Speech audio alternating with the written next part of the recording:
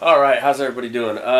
Video here today. This is by request. I had a viewer a couple weeks ago. He sent me a message and just wanted to know my opinion on players to buy, sell, and then top products. I'm not sure if he was spanning like different years or just 2016. So I just put like the best products that I think for 2016 that are gonna hold value over the years, the most collectible products, kind of the popular products that people like, people buy.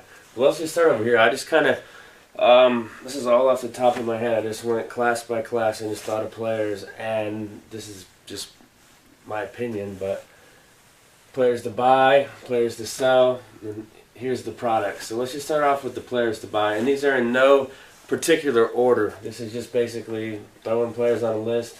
A lot of these are pretty obvious. Some of them maybe a little surprise, but number one, Aaron Rodgers, and this is just the type of quarterback once in a generation, putting up crazy numbers. And I don't think his stuff's peaked either. He's got one ring. He's probably got about 4 or 5 years left of football in him. There's a chance he could get that second ring, but I don't really think it's going to matter. I think he's going to finish first or second all time passer rating, and all the top stats like that. He's not going to have the touchdown passes or yards, I don't think. But as far as being an efficient quarterback who made all the throws and makes some throws that most or not all quarterbacks can make. So Larry Fitzgerald, often forgotten, I think, in the hobby. He's creeping up. He's in top 5 all time for yards. His receptions, I think they're in the top 5 too. He's over 100 career touchdowns receiving. He's going back to Arizona, and his stuff's in my opinion, it's a little soft. So he's a player that I would stock up on him, and these are kind of the players that you could be able to buy and not have to worry about the cards dropping tremendously, as opposed to the players I have on the right here. So next up is a guy that, he's in a ton of my videos. I went crazy December, January buying his stuff up. I think he's got a bright future. The only downside is he's a running back. So teams going with the two-back committee could get hurt. Spell carries to Kadeem Carey or Langford. But if he stays healthy, the way his stuff's priced now, it has came up a little bit. But I think he's still a good buy this offseason. As people get into baseball cards, I think his stuff will cool off some. So I think Jordan Howard should be on the list. One of the newest members to the Hall of Fame, LaDainian Tomlinson. His stuff, it has actually been going up. People have been, kind of noticing the type of career he had, which was absolutely sensational. But his stats are there. The highlight tapes for him are fantastic. Tomlinson, one of the top 5, top 7 tailbacks all time. And this one might surprise the people because his stuff's absolutely through the roof. Never seen it higher. 5 Super Bowl rings, but I'm still going to say Tom Brady's a buy. And I don't think you're going to be able to sit around during the offseason and this stuff's going to drop much.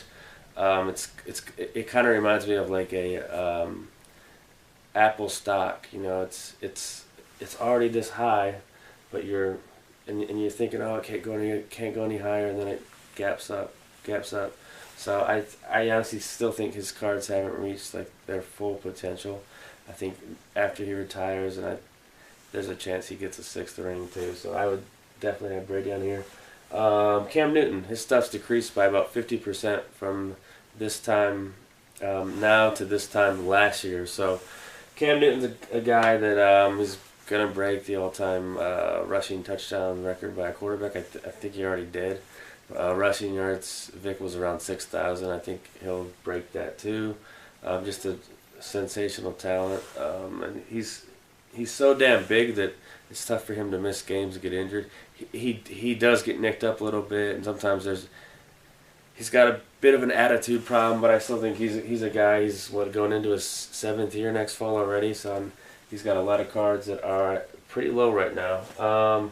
One of my favorites too. It's not a bias pick. It's more of a his stats are really, really pushing towards Peyton Manning already. He's got the Super Bowl ring back in 2010.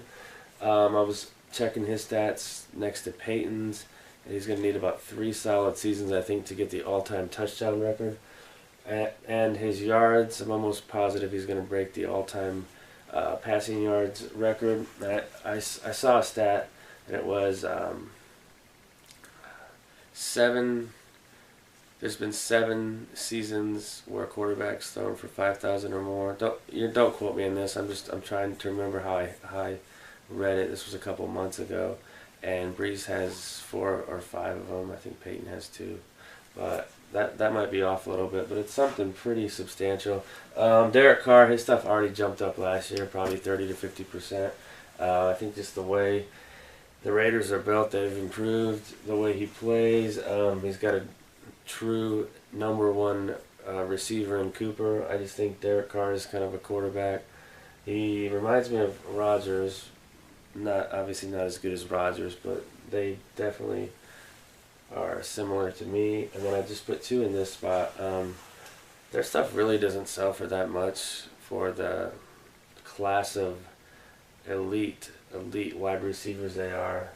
AJ Green and Julio Jones. And these 2, if they can stay healthy, barring injury, they're surefire Hall of Fame picks. They've got a lot of badass rookies from 2011. These 2 would be guys that I would be stocking up on. I think over the years their stuff is going to continue to increase. Then I just put 3 quarterbacks from the 2004 rookie class who I think will all eventually be in the Hall of Fame. And we got Roethlisberger, Eli, and Rivers. Stats just keep piling on for these guys. He's got 2 rings. He's got 2. Rivers, I don't think he's ever going to get one, but he's got the numbers and stats, which are crazy. So a couple other players that didn't make the list that I was thinking about after was Matt Ryan. I still think he's a buy because his stuff really doesn't sell for that much for being an elite quarterback. I'm not a fan of him, but I still think he's a buy. And Randy Moss, his stuff has been going up steadily. He's going to the Hall of Fame. So as for the sells, you're going to see more running backs on this list just because it's so hard for them to keep their value. Now, Gurley was a 2015 rookie who broke onto the scene. Didn't have quite the year that Zeke had, but he still had a pretty damn good year. I think he was about 1,200 yards and about 4.7 a carry. His stuff's probably decreased by more than 50%, and that's being lenient because it's probably more.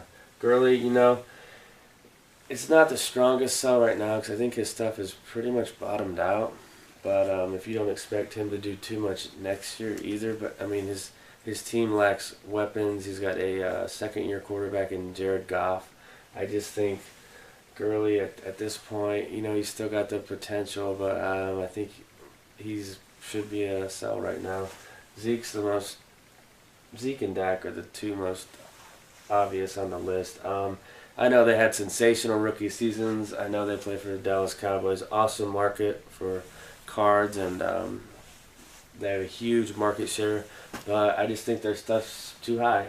I've seen this so many times with rookies coming out of the gate. Their stuff's so inflated, and then 2017 products are going to come out, and people are going to want the 2017, and they're going to lose some interest in the 2016 stuff. Go back to 2006, Reggie Bush stuff, and part of his problem was he didn't live up to the hype. Like Liner, Vince Young, I mean, those guys just didn't live up to the hype, but I mean, their stuff was really high after the rookie year, and that just continued to fall. It's not that I don't think they're, like, the players on the right, it's not that I don't think they're good players, well, except for Bortles, but it's just that I think their stuff it's a nice time to move their stuff if you're kind of doing this as an investment, which I don't know how, like. Alright guys, sorry about that, my camera crapped out on me. Battery's just terrible on these things. But I think I was right talking about Dak and Zeke, how it's just going to be so hard for their cards to be worth the same or similar values this time next year, or going down the road. So those are definite sells.